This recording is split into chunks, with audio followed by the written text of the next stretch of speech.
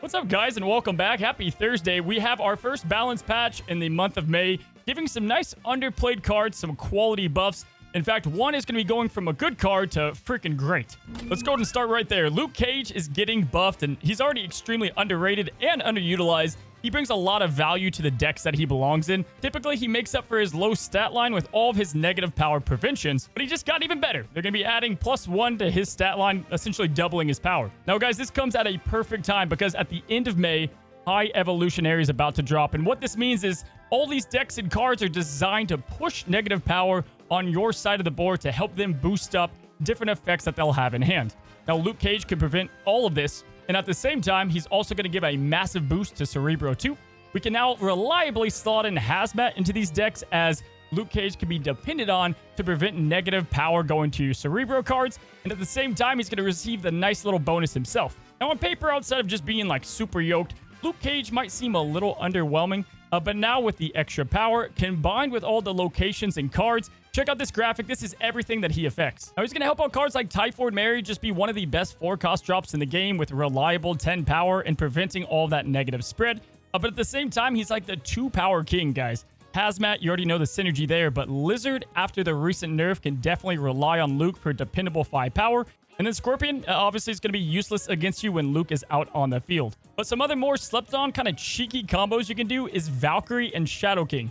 Valkyrie looks to put everybody in the lane at 3 power, but if their power is above 3, Luke is going to prevent them from dropping in that power. And Shadow King sets everybody to their original power, but again, if Luke Cage is out on the field, well, nobody's going to drop on your side if they're above the initial power. However, where Luke comes in the most clutch has to be locations. Sewer System, Necroshaw, Negative Zone, all of these are pretty much yours to win, as none of your cards are going to receive the negative power. But even more situational locations like Quantum Realm, Clintar, and then Jotunheim are all much easier to win when you have Luke Cage on your side, because again, you will not be receiving any of the drawbacks. Guys, they did it. They finally did it. Shamu is finally getting himself +2 power. They're taking Orka from a 6'9 to a 6'11. Guys, prepare yourself. Orka is going to be going from one of the worst cards in all of Marvel Snap to probably still pretty horrible. But now he at least has a little bit of a home as a nice surprise card on turn 6. Also, I might slot him into some Destroyer decks with ongoing builds and Spectrum. And I think Sandman actually can utilize him a ton. Only playing 1 card, but 16 power is going to be huge. Now, not only that, guys, but combining him with cards like Mr. Fantastic or Claw can put like 18 or 21 power in a lane, which is absolutely enough to contest a location now.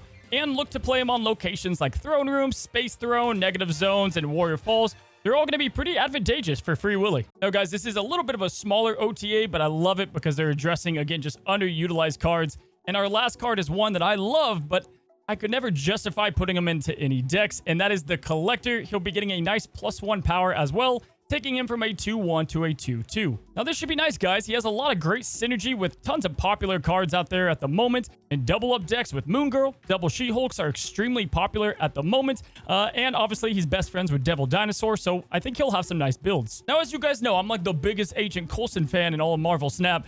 So I'm going to definitely be looking to make some decks with the Collector. But as of now, this is the deck that I plan on slotting him into. So there you go, guys. Short and sweet, right? And this is exactly what I wanted to see from OTA buffs. Not more meta-relevant cards getting buffed or, nerfed. I wanted to see cards that just never saw the light of day, and they addressed a good amount of those today. Tell me what cards need to be addressed next, and at the same time, guys, thank you guys so much for hanging out today. And until the next one, as always, guys, happy snapping.